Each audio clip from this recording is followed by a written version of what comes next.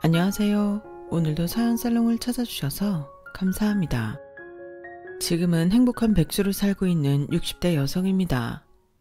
이젠 뭐 어디 나가서 60대라고 해도 너도 나도 할 것 없이 한창인 나이인데 지난 60년을 돌이켜보면 제 인생은 참 우여곡절도 많았어요. 가난하고 형제 많은 집에 둘째로 태어난 저는 딸이라는 이유로 고생이란 고생은 다 하고 오빠와 남동생에 밀려 차별까지 당하는 등 어릴 때부터 눈물 마를 날이 없었거든요. 그리고 학교 다니는 것도 언감생심 그렇게 눈치가 보일 수가 없었는데요. 제 또래의 여자라면 아실 것도 같은데 여자는 가르쳐봤자 소용이 없다는 게 그 이유였어요. 돈 들여서 공부시키는 자식은 다 아들들이었거든요. 그리고 가난한 집 딸은 딱히 해준 것도 없으면서 낳아줬다는 이유로 그렇게 희생을 강요받았는데 저도 예외는 아니었어요. 어릴 때부터 똘똘하고 총명하다고 칭찬받았던 저는 국민학교만 겨우 졸업하고 그 어린 나이에 집안 살림을 떠안듯이 다하고 동생들을 챙겨야 했는데요. 지금도 생각하면 서럽기만 한 기억이 하나 있어요. 제 손으로 지은 따뜻하고 윤기 나는 하얀 쌀밥을 저는 먹지 못했거든요. 그 밥은 아버지와 오빠 그리고 남동생 몫이었는데 저와 여동생 그리고 엄마는 보리밥만 겨우 먹을 수 있었어요. 제가 밥 짓다 몰래 쌀밥이라도 먹은 날에는 그걸 어떻게 받는지 동생이 아버지한테 일러서 저를 구박받게 했는데 제가 뭐 대단한 걸 훔친 것도 아닌데 그렇게 아버지한테 잘못했다고 빌었어요. 그리고 제가 18이 되었을 때는 쓸모없는 기집애들은 얼른 시집보내서 치워버려. 그래야 보리밥 한 공기라도 덜 쓰지. 하며 아버지는 저를 얼굴도 모르는 남자에게 시집을 보냈고 그 남자가 지금의 남편이었어요. 쓸데없는 기집애 치우는 게 목적이었던 아버지였기에 골라온 남자도 참 가진 것이 없는 사람이었는데 그러니 남들 다 입는 웨딩드레스도 한번 입어보지 못하고 혼인신고만 했는데요. 좋게 말해서 시집이었지 거의 부모로부터 버려지다시피 했죠. 자기네들은 아들만 있으면 된다며 시집가기 싫다고 우는 저에게 넌 이제 죽으나 사나 네 남편이랑 살아. 행여 친정이라고 찾아오면 그 길로 소금바가지 뿌려버릴 줄 알고 여긴 이제 있고 네 남편 위하고 살아. 아버지 말 알겠어? 라고 친정아버지가 말하는데 어찌나 서러웠는지 그날 저녁 지금 생각하면 남편에게 미안할 정도로 펑펑 울기만 했어요. 그리고 저희 남편은 부모라고는 얼굴도 모르는 천혜의 고아였는데 어쩜 아버지라는 인간은 끝까지 제 인생 따위는 관심이 없었던 거죠. 그래도 천만다행히로 남편은 성격이며 성품이 참 좋은 사람이었는데 당시 저는 부모한테 버림받았다는 이유로 마음속에 원망과 독밖에 없었거든요. 그런데 남편은 그런 저를 이해하고 안타까워하며 저를 사랑으로 품어주려 했어요. 그러면서 내가 가진 게 없는 사람이라서 미안해요.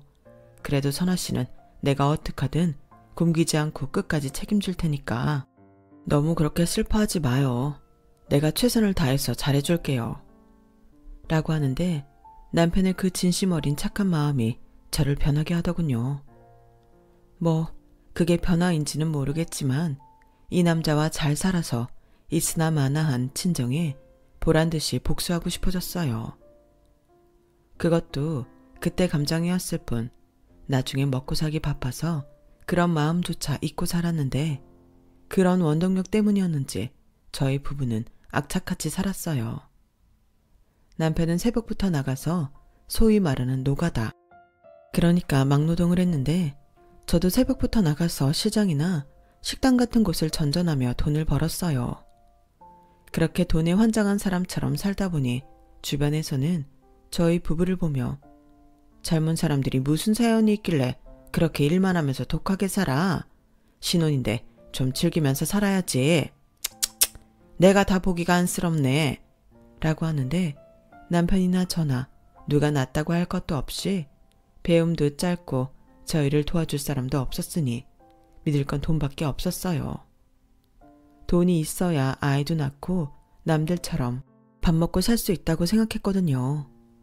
그래서 7, 8년 동안은 정말 쓰는 것도 없이 돈만 모으면서 살았는데 그 결과 조금 후미진 곳이었지만 작은 식당을 차릴 수 있게 되었죠. 딸랑 테이블 3개 놓으면 꽉 차는 정말 작은 식당이었지만 그래도 그날은 제가 태어나서 가장 행복한 날이었어요. 게다가 제가 유일하게 자신 있는 것도 음식이었기 때문에 자신감도 넘쳤는데요. 거기엔 저희 남편도 한 역할 했죠. 이야, 이 김치찌개 진짜 환상이다. 아니, 어떻게 이런 맛을 낼 수 있어? 나 진짜 당신이랑 결혼해서 너무 행복해. 내가 말했지? 당신 음식은 나만 먹기 너무 아깝다고. 아니, 이렇게 싸구려 재료들로 고기 반찬 부럽지 않게 만들 수 있냐고. 당신 혹시 마법사야? 에이, 또 그런다. 자기가 맛있게 먹어줘서 내가 고맙지. 이까지 것들이 뭐가 그렇게 맛있다고. 흔해 빠진 것들인데. 오히려 돈 아낀다고 맨날 이런 것만 해줘서 미안해. 다음에 월급 받으면 삼겹살 반근이라도 사서 구워줄게. 아니야, 이게 얼마나 맛있는데. 그리고 봐, 나 당신이랑 결혼하고 살도 찌고 건강해진 거 안 보여? 나는 평생 살 못 찔 줄 알았는데. 하기사, 나도 처음에 당신 봤을 때 얼마나 놀랐다고. 그때에 비하면 지금은 좀 봐줄만 하지? 그러니까 우리 그러지 말고 당신이 음식을 잘하니까 식당을 하자. 당신 솜씨면 우리 부자 되는 건 시간 문제야. 뭐? 자기도 참. 남편은 그렇게 항상 제가 만든 음식이 가장 맛있다며 호들갑을 떨곤 했어요.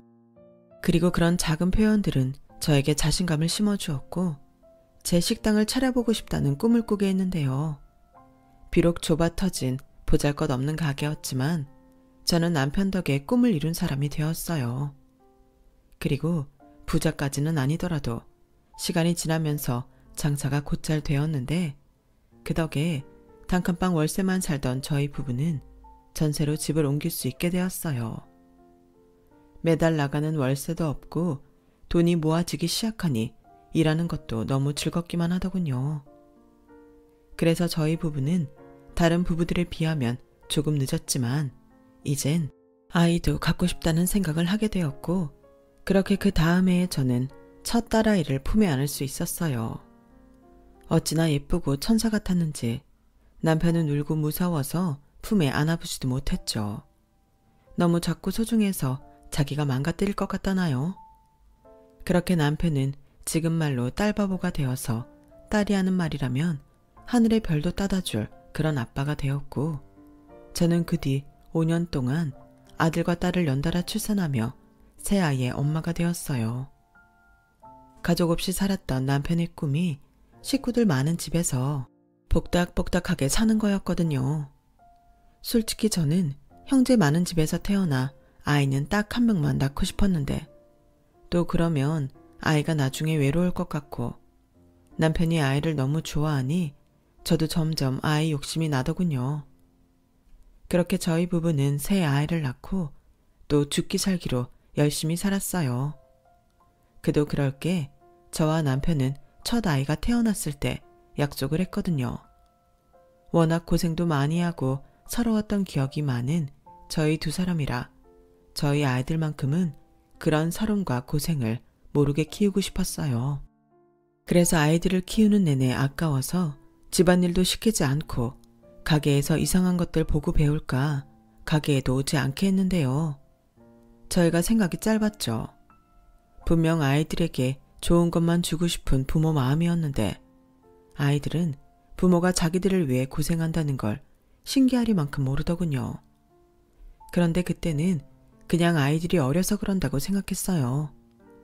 형제가 많은 집이었기에 당연히 아이들은 누구 편이라도 할 것 없이 매일 싸우고 사고치고 난리도 아니었는데 그게 다 고생을 몰라서 하는 철없는 짓이라고 생각했어요. 그런 모습들도 아이답고 예쁘다고 생각했거든요. 저희는 어릴 때 그러지 못했으니까요. 그런데 지금 돌이켜보면 저나 남편도 그렇게 살아보지 못했기에 그게 잘못이라는 것도 몰랐던 것 같아요. 그래서 그런 철없는 행동들을 고생한 티가 나지 않는 거라고 생각하며 넘겼는데 아이들은 점점 더 지들만 알고 부모의 고생 따위에는 관심이 없다는 듯 성장했는데 저희 부부는 바보같이 아이들을 위해서라면 비싼 학원비도 아까워하는 법이 없었어요. 초등학교도 전부 살인만 보냈고 아이들이 뭔가 배우고 싶다고 하면 말이 떨어지기가 무섭게 학원들 알아봐서 바로 등록해 주었죠. 그러니 아이들은 부모를 무슨 도깨비 방망이 정도로만 생각했는데 저희 부부가 이건 아니구나 느꼈을 때는 이미 아이들의 문제는 심각했죠. 그래도 저희는 부모였기에 저희가 한 잘못을 바로 잡아야겠다고 생각했는데요.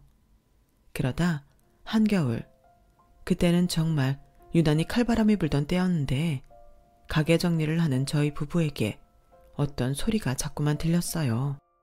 처음엔 그냥 아기 고양이인가 하고 대수롭지 않게 생각했는데 가게를 모두 정리하고 퇴근하려고 가게 밖을 나가자 저희가 버리려고 모아둔 박스 안에 담요로 둘둘 말아진 딱 봐도 갓난아이가 젖먹던 힘을 다해 울고 있는 거예요.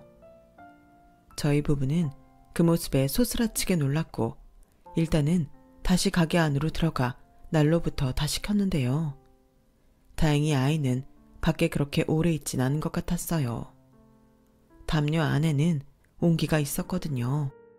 그래서 저희 남편이 바로 가게 밖으로 나가 아직 근처에 있거나 멀리 가지 못했을 아이의 부모를 찾아 나섰는데요. 30분이 지나서 돌아온 남편은 아무도 없어. 내가 설마 하고 골목골목 다 가봤거든. 근데 없네. 아, 저렇게 어린애를 이런 추위 속에 천벌받을 사람 경찰에 신고할까? 하며 씩씩거리는데 저는 솔직히 아무 생각도 하지 못했어요. 아이가 너무 안 됐고 마음이 무너지는 것 같아서 그 어떤 판단도 하지 못하겠더라고요. 그러다 남편과 상의 끝에 애기 부모가 다시 올 수도 있으니 딱 일주일만 더 기다려보기로 했는데요. 아무리 생각해도 아이한테 가장 좋은 건 아이 부모가 다시 찾으러 오는 것 같았어요. 그리고 그 사람들도 무슨 사연이 있겠거니 하고 생각하며 일주일 동안 아이를 정성스럽게 돌봤는데 아이는 일주일 사이 저희 가족들과 정이 듬뿍 들었어요. 단 한 사람만 빼고요. 큰애는 어쩐지 밖에서 데리고 온 아이가 반갑지 않은 눈치였거든요. 그래도 일주일 동안만 데리고 있겠다고 하니 별말은 하지 않았는데 그의 반면 둘째와 셋째는 마치 친동생이 생긴 것처럼 아이를 신기하다며 잘 돌봐줬어요. 지들끼리는 못 잡아먹어서 안달이면서 아이한테는 좋은 오빠, 언니 노릇을 하려고 하는데 그 모습을 보는 게 흐뭇하고 좋았죠. 하지만 시간이 가면 갈수록 큰애의 심술은 심해졌고 급기야 일주일도 못 기다리겠는지 당장 고아원에 데려다 주라고 심술을 부려 저한테 많이 혼났어요. 그러면 딸바보 저희 남편은 뭘 그렇게까지 혼을 내냐며 큰애를 감쌌는데 나중엔 저도 그런 생각이 들었어요. 자기도 온전히 엄마 사랑을 받고 싶은데 동생이 둘이나 생기고 또 모르는 아이까지 집에 데려왔으니 서운한 마음이 들 수도 있겠다고요. 그런 생각을 하니 괜스레 첫째에게 미안한 생각이 들더군요.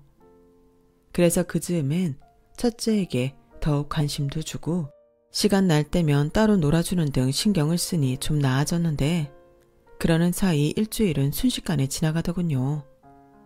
하지만 아이 부모는 나타나지 않았어요. 오히려 저희 부부와 아이들이 아기한테 정이 너무 많이 들어서 어디에 보낼 수 없는 지경이 되었는데 남편이 또 그러더군요. 이 아이 경찰에 신고하면 아마 보육원 같은 곳에 보내겠지? 그러다 운 좋으면 어디 입양이나 갈 수 있을 거고 운이 나쁘면 나처럼 혼자 쓸쓸하게 될 텐데. 저는 아이를 안쓰럽게 보는 남편을 보며 자신은 없지만 꼭 그래야 될 것만 같은 기분에 사로잡혀 뭐에 홀린 듯 남편에게 우리가 아이를 키우자고 말했어요. 그러자 남편이 놀라서 토끼눈을 하고는 저에게 물었죠. 뭐? 우리가 키우자고? 당신 진심이야?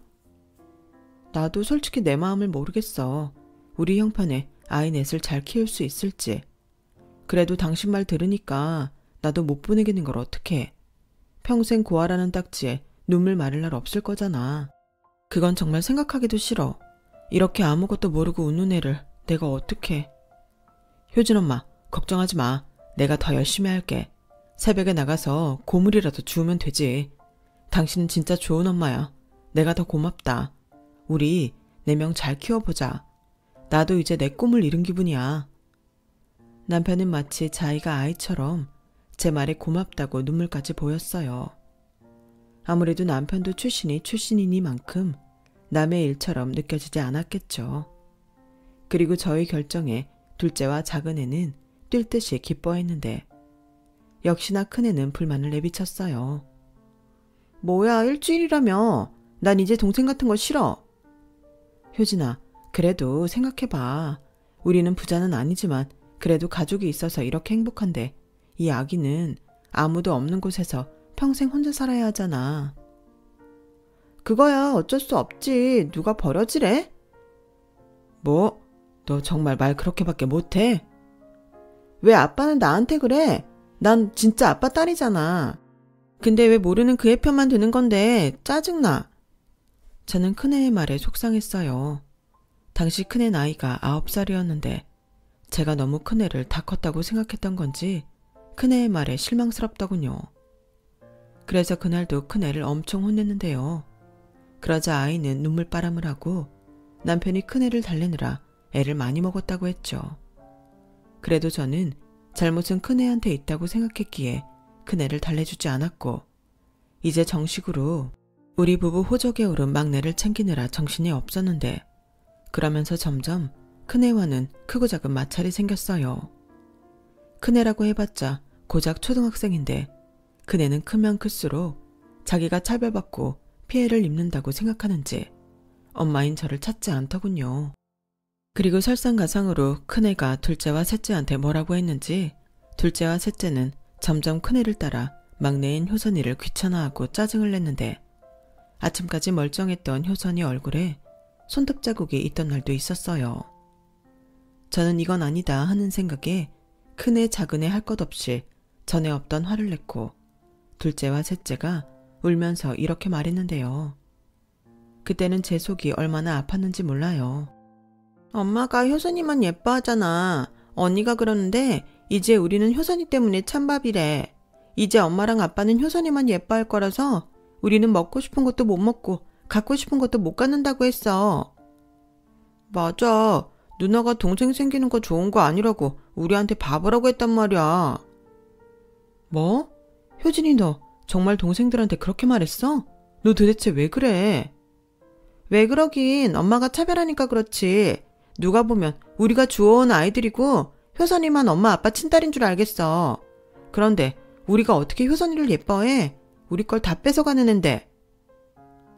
효진아, 그런 말이 어딨어. 엄마는 내 딸 똑같이 사랑해.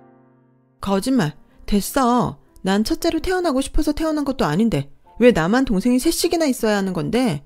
왜 내가 받을 사랑을 얘네들이랑 나눠야 하냐고. 나도 외동딸이고 싶어. 큰애 효진이는 그렇게 말하고 집 밖으로 뛰쳐나갔어요. 남편은 그런 딸을 보고 안절부절했지만 제 눈치를 보느라 나가지도 못했고 저는 해 떨어지면 들어올 거라고 생각했는데 무슨 고집이 황소고집인지 밤 10시가 넘어가도 집에 들어오지 않아서 저희 부부가 동네방네 찾으러 다녀야만 했네요. 그 뒤 그러면 안 되지만 큰애 눈치가 보여서 막내인 효선이한테는 마음껏 정을 주지 못했어요. 괜히 차별한다는 말을 듣고 싶지 않았거든요. 그러면서 아이들이 제발 저와 남편의 마음을 헤아려 주길 간절히 바랐는데 아이들은 그 어린 나이에도 자기들은 막내 효선이랑은 다르다고 생각하는 것 같았어요. 누구보다 사랑으로 어느 한 자식도 차별하지 않고 잘 키우고 싶었는데 역시나 아이들은 부모의 뜻대로 되진 않는 것 같더군요. 그러면서 점점 막내인 효선이도 언니들과 오빠의 눈치를 보게 되었어요. 맛있는 게 있으면 일부러 먹지 않았고 갖고 싶은 게 있어도 절대 사달라고 하는 법이 없었거든요. 거기에 자기가 어쩌다 좋은 게 생기면 그걸 다른 언니들과 오빠들한테 뺏기는 건 다반사였는데 그럴 때도 저희한테 울고 때를 쓰는 법이 없었어요. 주변에서는 어쩜 아이가 그렇게 순하고 착하냐고 저희 부부에게 좋겠다고 했지만 저는 어쩐지 그런 모습이 미안하기만 했죠. 다른 곳에 보내는 것보다 저희가 키우는 게 아이한테 좋을 거라고 생각했는데 아이는 그렇지만도 않은 것 같았어요. 그리고 다른 아이들이 그렇듯 초등학교를 사립으로 보내주려고 했는데 뭐야, 왜 효선이 쟤까지 우리랑 같은 학교를 보내? 쟤는 그냥 동네에 있는 학교 보내. 라고 눈에 쌍심지를 켰고 큰애가 그러니 다른 아이들도 따라서 뭐라 하기 시작하는데 그 어린 게 저한테 밤에 찾아와. 엄마, 나는 그냥 옆집 성찬이랑 같은 학교 갈래요. 라고 하는데 속에서 천불이 올라오는 것 같았어요. 하지만 전처럼 혼을 낼 수 없었는데 큰애가 그때 당시 사춘기라 정말 많이 저를 힘들게 했거든요. 제가 엄하면 엄할수록 엇나가고 있을 때라 솔직히 큰애 신기를 건드리는 게 무서웠어요. 그리고 남편도 나중에 대학 보낼 거 생각해서 일단 학교는 공립으로 보내자고 했는데 저는 막내까지는 대학 공부까지 시키겠다는 마음이 확고했기에 한 발 양보하기로 했었죠. 그리고 공립학교에 들어간 저희 막내는 조용하고 순하면서도 야무져서 항상 칭찬받는 아이였어요. 발표도 잘하고 친구들도 잘 챙겨 학교 다니는 내내 반장을 할 정도로 잘 자라주었고 제가 다른 아이들처럼 피아노나 미술학원에 보내주겠다고 했더니 그것도 싫다며 자기는 그냥 집에서 책만 보겠다고 하는데 저는 그러면 그럴수록 막내가 늘 아픈 손가락처럼 안쓰럽고 미안했어요. 그런데 이 작은 것이 그런 제 마음을 다 아는 건지 늘 제 앞에서는 생글생글 웃고 제가 괜찮다고 하는데도 집안일이며 식당까지 찾아와 테이블을 닦는 등 일을 거두는데 고맙기도 하면서도 내심 제 마음은 편하지 않았어요. 그때 당시 제가 낳은 아이들은 엄마 아빠가 초라한 식당이나 하는 것이 부끄럽다며 저희를 학교 근처에도 오지 못하게 했거든요. 그런데 막내는 제가 오지 말라고 해도 학교 수업이 끝나면 을에 책가방도 두지 않고 식당으로 와서 그 고사리 같은 손으로 식당 일을 도와줬는데요. 그런 모습을 손님들이 대견하다며 칭찬을 해주시거나 용돈을 쥐어주시곤 하셨어요. 그러면 그걸 또 근처 약국에 가서 엄마 아빠 힘들 때 마시라고 바카스를 사와서 냉장고에 넣어두는데 어찌나 예쁘고 고맙든지 그때부터는 솔직히 위의 세 아이들이 괘씸하게 느껴졌어요. 위의 세 아이들은 점점 지들 부모를 무슨 돈 나오는 자판기 정도로만 알고 걸핏하면 돈 타령을 했는데 큰애는 발레, 둘째는 축구, 셋째는 미술을 한다며 그렇게 저희 부부 등골을 파먹더군요. 하지만 자식이 하고 싶다는데 부모가 그걸 어떻게 못하게 하나요? 저희는 또다시 죽을 둥 설 둥 아이들 학비 버느라 병원도 제대로 가지 못하고 일을 했고 그렇게 차례차례 유학까지 보냈어요. 둘째 아들은 축구를 하다가 다쳐서는 뒤늦게 공부를 하겠다고 했는데 자기도 유학을 가고 싶다고 했어요. 아무래도 첫째가 하는 건 다른 애들도 전부 탐이 나는 모양이었죠. 그렇게 저희는 막내 효선이만 옆에 두고 다른 아이들은 차례차례 유학을 보냈어요. 그 사이 막내는 과외도 필요 없다, 학원도 필요 없다고 하더니 전교 5등 안에는 꼬박꼬박 들면서 내내 반장과 전교 회장을 했고 경시대회면 경시대회, 100일장이면 100일장 늘 상장을 받아왔어요. 그러니 솔직히 제 배 아파서 낳은 투자를 한 아이들보다 거저 키웠다고 해도 할 말이 없는 막내가 더 잘 자라준 것 같아 내심 씁쓸하기만 했는데 막내가 고등학교 입시생이 되었을 무렵 미국에서 발레 유학을 하고 있던 딸이 돈이 필요하다며 전화를 했더군요. 엄마, 나 이번에 새 발레복이랑 이것저것 생활비가 필요해. 콩쿨 준비도 해야 해서 필요한 것도 많고 어차피 하나하나 다 얘기해줘도 엄마는 모를 테니까 그냥 돈만 보내줘. 뭐? 돈? 너 지난번에도 똑같이 얘기해서 내가 500만 원 보내줬잖아. 근데 무슨 돈을 또 보내라는 거야? 그 돈이 부족했으니까 그렇지. 여기 애들이랑 경쟁하는 게 뭐 쉬운 일인 줄 알아? 그럼 다 때려치우고 내가 한국에서 그냥 놀았으면 엄마 속이 시원하겠어? 너는 말을 해도. 몰라. 내가 요즘 대회 준비랑 이것저것 얼마나 스트레스가 많은데 응원은 못 해줄 망정. 왜 엄마는 항상 그런 식이야? 왜? 효선이 학비 때문에 이제 나한테 쓸 돈도 없어? 누가 그렇대. 넌 걸핏하면 애먼 효선이만 걸고 넘어지더라. 그래도 이번에는 정말 돈이 없어. 대신 다음 달 카드값 정산 받으면 그때 보내줄게. 큰애는 제가 기다리라고 하니 신경질을 내며 전화를 끊었어요. 그리고 내심 저는 속으로 아이들 전부 유학 공부가 끝나면 부모로서 할 역할은 다 했다고 생각했는데요. 그 뒤로는 각자의 몫이라고 생각했어요. 그래서 힘들어도 조금만 더 버티자고 생각하며 살았는데 그건 제 착각이었을까요? 알고 보니 제 아이들은 누굴 알 것도 없이 유학생활 내내 저와 남편이 보내준 돈만 펑펑 쓰며 돈 아까운 줄도 모르고 방탕한 생활만 했고 유학 공부가 끝났음에도 어디 취직할 생각도 하지 않았는데요. 그때는 정말 배신도 그런 배신감이 없었어요. 저희가 너무 곱게만 키워서인지 굳은 일은 죽어도 하려고 하지 않더라고요. 그리고 세 아이 중 가장 긴 유학생활을 한 첫째가 이제 그만 한국으로 돌아오겠다고 연락이 왔는데 대뜸 이런 말을 꺼냈어요. 엄마, 나 이제 곧 한국 가잖아. 그래서 하는 말인데 강남에 옵션 괜찮은 오피스텔 하나만 얻어줘. 뭐? 오피스텔? 아니 멀쩡한 집을 두고 무슨 오피스텔 타령이야. 됐고 집으로 와. 누가 요즘 촌스럽게 부모님이랑 같이 살아? 나도 이제 혼자 내 공간에서 살아보고 싶어. 그러면 네가 벌어서 오피스텔 얻어. 왜 그걸 엄마한테 말하니? 내가 지금까지 너 유학 보낸다고 돈을 얼마나 썼는 줄 알아? 또 시작이네. 그냥 싫으면 싫다고 해. 그거 얼마나 된다고 유세야. 그래놓고 설마 효선이도 우리들처럼 똑같이 유학 보내주려는 건 아니지? 뭐야? 넌 큰언니가 돼서 언제까지 그럴래? 왜? 효선이는 내 딸 아니니? 니들은 되고 효선이는 유학 보내주면 안 돼? 막말로 효선이가 제일 공부도 잘하고 야무진데. 이거 봐. 세상에 좋은 자식 때문에 친자식 차별하는 건 엄마밖에 없을 거야. 됐어. 다 필요 없어. 그때 걔는 버려질 때 이미 죽은 목숨이었어. 그럼 입혀주고 먹여주고 재워줬으면 된 거 아니야? 걔는 이미 평생 갚아도 모자랄 빚을 진 거라고. 무슨 그런 애한테 엄마는 우리랑 똑같이 해주려고 해. 오죽하면 머리 검은 짐승은 거두는 거 아니라는 말이 있겠냐고. 엄마 나중에 뒤통수 맞고 후회하지 마. 나 기간 많이 못 주니까 전세든 월세든 오피스텔 빨리 얻어줘. 그네는 그렇게 지 할 말만 하고 전화를 끊었어요. 제가 뭐라고 쏘아붙이려고 해도 이미 전화는 끊어져 있었죠. 그리고 저들끼리 무슨 내통을 하는지 큰애가 집 타령을 하니 둘째와 셋째도 차례대로 독립을 하고 싶다며 집을 해달라고 했는데 그땐 정말 그것들이 자식이 아니고 빚쟁이처럼 느껴졌어요.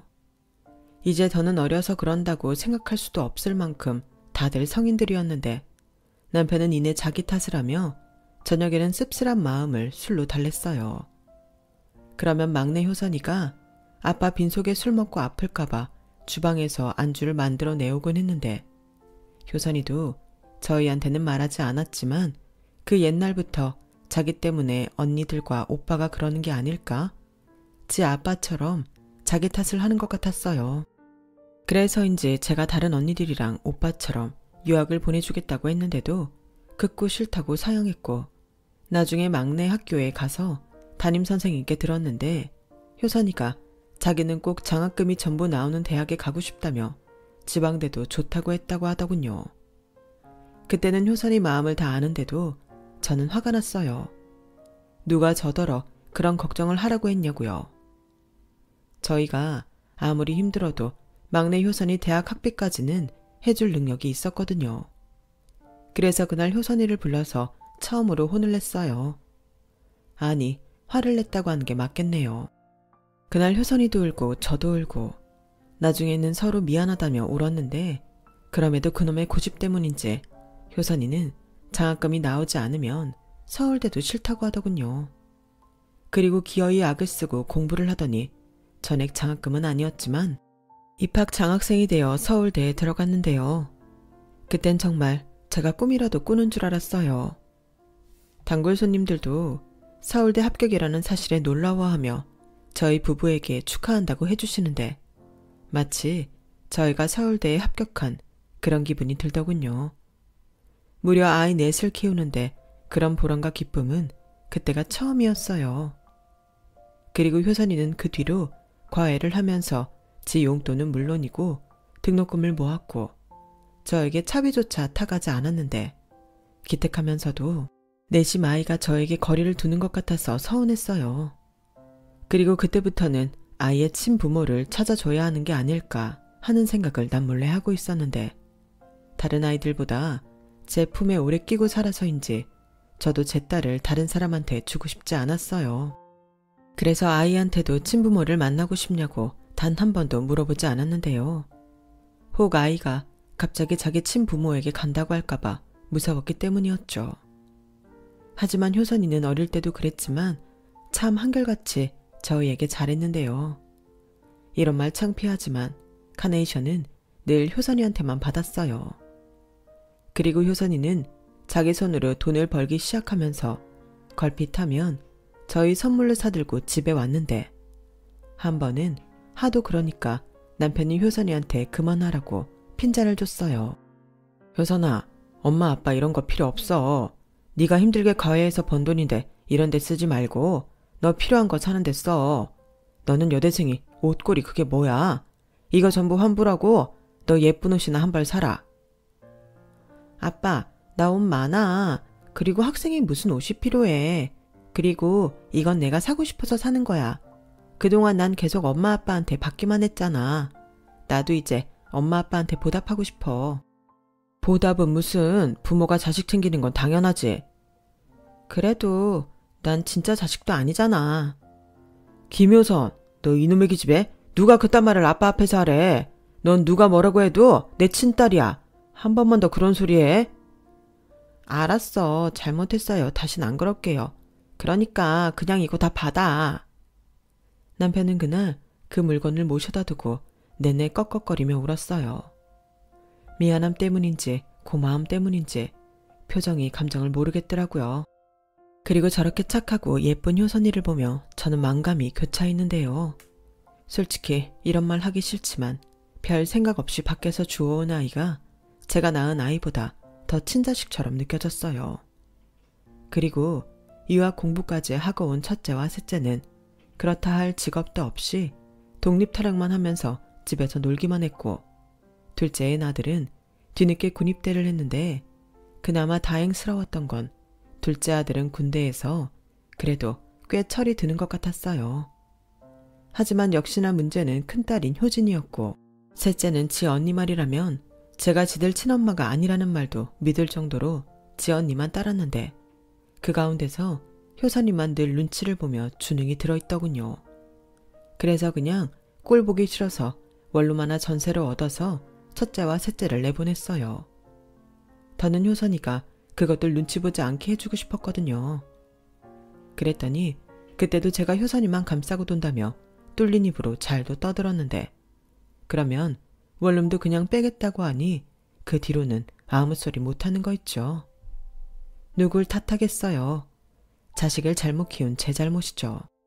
그리고 효선이는 대학을 졸업하고 이름만 대면 다 아는 대기업에 한 번에 입사했는데 제가 회사 근처로 오피스텔을 얻어주겠다고 하니 펄쩍 뛰며 싫다고 했어요.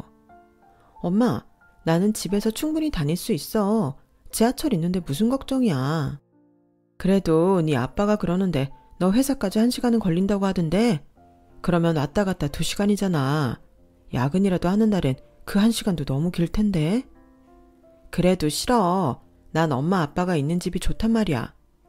뭐? 너도 참 별나다. 네 언니들은 그렇게 하는 일도 없으면서 독립하고 싶다고 난린데. 그럼 엄마가 차라도 뽑아줄까? 너 면허 있잖아. 엄마, 나 신입사원이야. 신입사원 차를 어디다 주차해? 난 지하철이면 돼. 그리고 이제부터 나 월급 나오면 무조건 절반은 엄마 줄 거니까 그런 줄 알아. 뭐? 절반이나? 싫어. 엄마는 네가 버는 돈 한 푼도 안 받을 거야. 집세라고 생각해. 그리고 내가 그동안 공짜로 살았잖아. 너 또? 지난번에 아빠한테 혼난 거 까먹었어? 그럼 자식이 부모 집에서 공짜로 살지 돈 내고 사냐? 아니, 나도 이제 버니까 좀 보태고 싶은 거지. 엄마 옛날부터 가게 좀 넓은 데로 옮기고 싶어 했잖아. 우리 아직 집도 전세고. 그야, 니들 가르치느냐고. 아우, 됐다. 너한테는 쓴 돈도 없는데 내가 무슨 눈치로 너한테 그런 말을 하겠냐. 아무튼 그 돈은 절대 안 받을 거야. 알겠지? 저는 막내 효선이에게 신신당부했어요. 그리고 내심 나가지 않고 저희 부부와 계속 함께 있겠다는 말이 고맙게만 느껴졌는데요. 그때부터는 저도 남편도 자식은 군대 보낸 아들과 효선이밖에 없다고 생각하며 살았던 것 같아요. 그리고 둘째 아들은 확실히 군대에서 정신을 차렸는지 제대 후 자기 앞가림은 자기가 한다면서 군대 선임 소개로 지방에 있는 작은 건축 설계 사무실에 곧장 취직을 했고, 그제야 엄마 아버지 저 이제부터 정신 똑바로 차리고 열심히 살게요. 그래도 제가 장남인데 아들 노릇해야죠. 효선아, 오빠 열심히 일해서 돈 많이 벌어올 테니까 엄마 아버지 옆에서 잘 보살펴 드려라. 그리고 오빠가 철이 없어서 효선이 너한테 많이 미안해. 앞으로 오빠가 진짜 잘할게. 넌 누가 뭐라고 해도 내 자랑스러운 동생이야. 라고 하는데 그때 저희 가족 두 눈에는 눈물이 그렁그렁했네요. 이런 말 쑥스럽지만 솔직히 감동이었거든요. 그리고 효선이는 오빠와 한 약속을 지키기라도 하듯 집안의 낡은 살림들을 자기 월급으로 차례차례 바꾸기 시작했고, 봄이면 꽃구경, 여름이면 바다여행, 가을이면 단풍 구경, 겨울엔 온천여행 등을 계획하며 저희를 기쁘게 해줬어요. 그러면 내심 참 고맙다가도 이걸 다 우리가 받아도 될까? 염치가 없다고 느껴졌어요. 그렇잖아요. 다른 아이들처럼 많은 돈을 써가며 키운 자식도 아니고 다른 자식들이 차별한다 어쩐다 하는 말 듣기 싫어서 마음껏 예뻐하지도 못한 아이인데 효선이는 늘 저희한테 자신의 전부를 주려고 하니 나중에 미안하기만 했는데요. 첫째와 셋째는 느끼는 것도 없는지 여전히 저희한테 한 푼이라도 더 뜯어가지 못해서 난리였어요. 한 번은 1,000만 원도 넘는 명품 가방을 사야 한다며 저에게 돈을 달라고 하는데 고작 가방 쪼가리가 1,000만 원이라는 것도 놀라웠지만 그네가 너무 당당하게 돈을 달라고 해서 그것도 다른 의미로 놀라웠어요. 그리고 셋째는 성형수술을 해야 부잣집에 시집을 갈 수 있다며 저희에게 2억을 내놓으라고 하는데 그때는 하도 기가 차서 헛웃음이 나더군요. 그래서 더 들을 가치도 없어서 그럴 돈 없다고 딱 선을 그어버렸어요. 아, 돈이 없다고? 이렇게 집안 살림 전부 최신품으로 바꿔놓고 돈이 없다고? 이거 전부 효선이가 바꿔준 거야. 니들은 우리한테 맨날 뭐 뜯어갈 궁리만 하지? 이 나쁜 것들. 엄마, 무슨 자기 자식한테 그런 말을 해. 그건 욕이잖아. 내가 욕 안 나오게 생겼어? 효진이 너 내일 모레면 40이야. 근데 네 손으로 10원 한 장 벌어봤니? 나는 잘 가르쳐 놓으면 알아서 좋은 직장 얻어서 잘 살 줄 알았는데 이건 뭐? 지들이 공주인 줄 알고 1,000만 원짜리 가방? 2억짜리 수술? 아주 웃기는 것들이야. 니들 엄마 아빠 식당에 와본 적이나 있어? 엄마 아빠 아직도 새벽부터 밤늦게까지 일해. 그렇게 니들 뒷바라지 했어. 알아? 아, 또 시작이네. 그렇게 공치사를 하고 싶어? 그리고 내 주변에 있는 집 자식들은 전부 그 에르메스 가방 들고 있다고.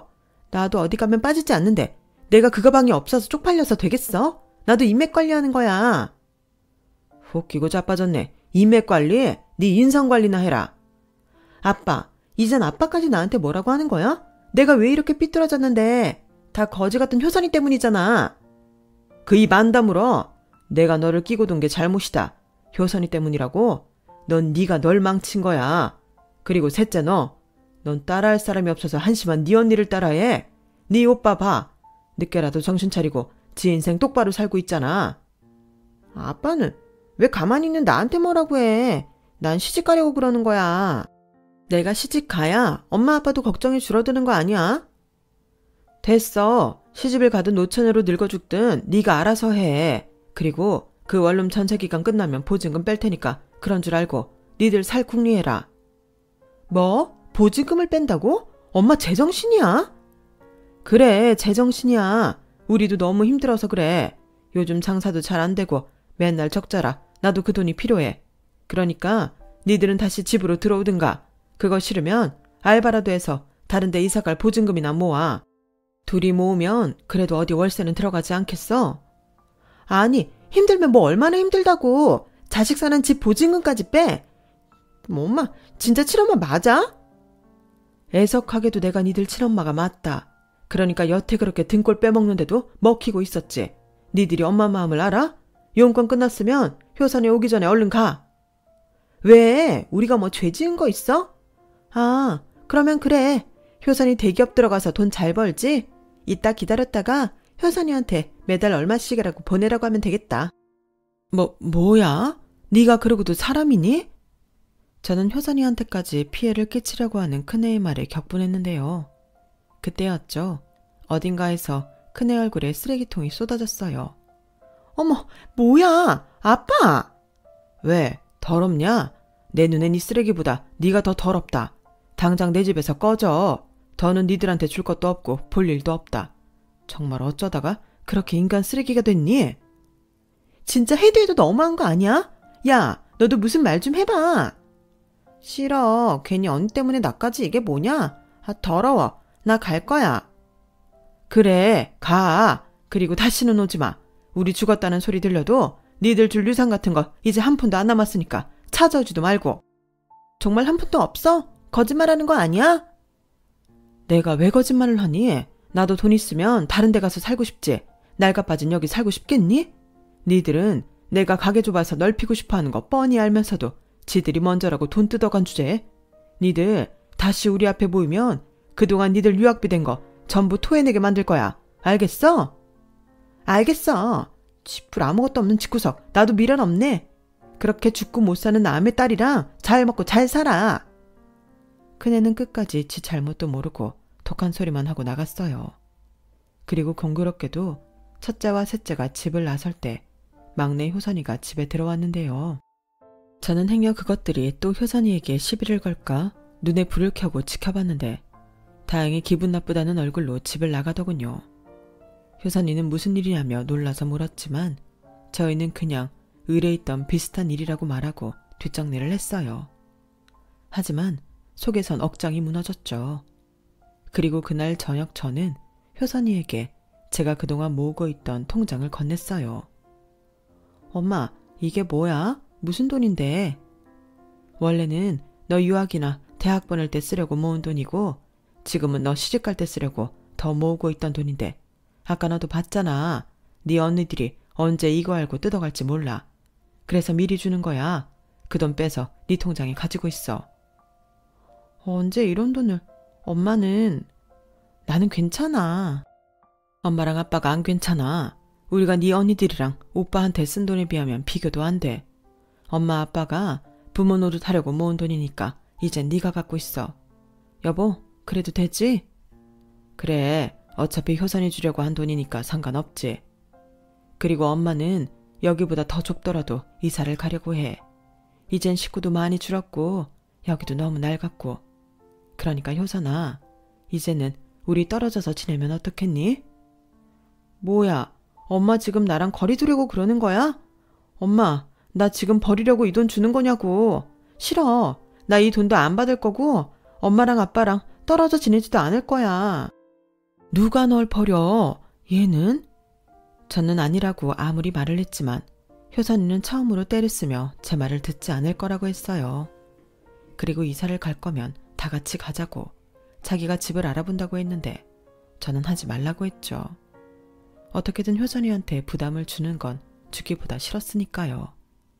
하지만 효선이는 말도 듣지 않고 귀엽고 번듯한 새 아파트를 구해와서는 계약을 했으니 물을 수도 없다며 이사를 가야 한다고 했는데요. 제가 시집갈 때 쓰라고 준 돈에 지 이름으로 대출을 받아 그 집을 매매했다고 했어요. 아니, 너는 이런 집을 털컥 사면 어떡해? 너 시집 안 갈 거야? 엄마는 내 나이가 몇인데 벌써 시집을 못 보내서 안달이야. 그리고 나 신용 좋아서 대출 금리도 싸게 잘 받았어. 마음 같아서는 가게도 내가 확 옮겨주고 싶은데 그러면 엄마랑 아빠가 또 너무 열심히 일하니까 가게는 지금처럼 하고 대신 영업시간 좀 줄여. 그래야 엄마도 아빠도 좀 쉬지. 효선아, 아빠 엄마, 나는 있잖아. 하루도 빠짐없이 항상 엄마 아빠한테 고마웠어. 솔직히 그때 엄마랑 아빠가 나를 주워오지 않았다면 나는 어떻게 됐을지 아무도 모르잖아. 나도 가끔은 큰언니 말에 상처받을 때도 있었는데 생각해보니 언니 말이 틀린 게 아니더라고. 언니도 많이 서운했을 거야. 그래서 난 언니 안 미워해. 오히려 고맙지. 이런 엄마 아빠의 사랑을 나랑 나눴으니까.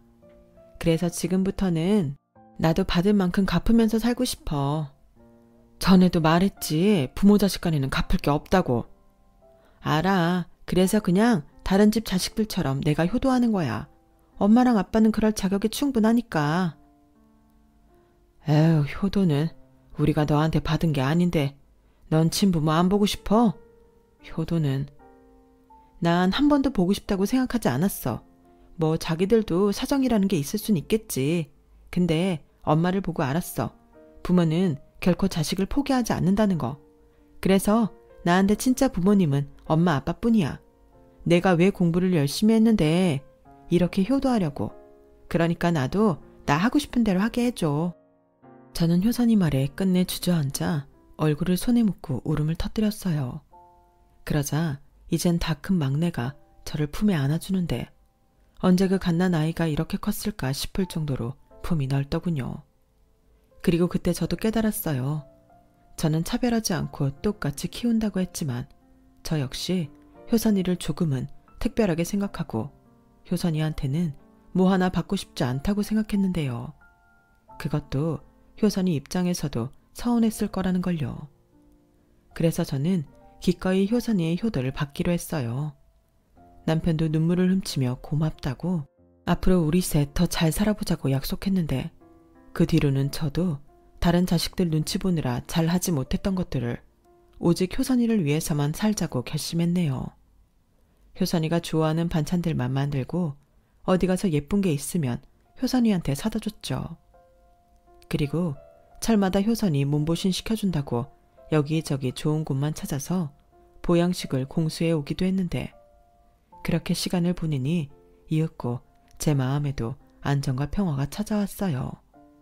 그리고 지방에 떨어져 지낸 둘째 아들이 다시 서울로 올라온다고 연락이 왔는데요.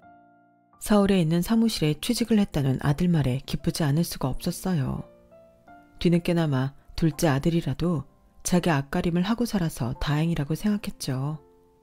그렇게 모인 저희 넷은 효선이가 마련해준 새 아파트에서 상다리 휘어지게 차려놓고 회포를 풀었어요.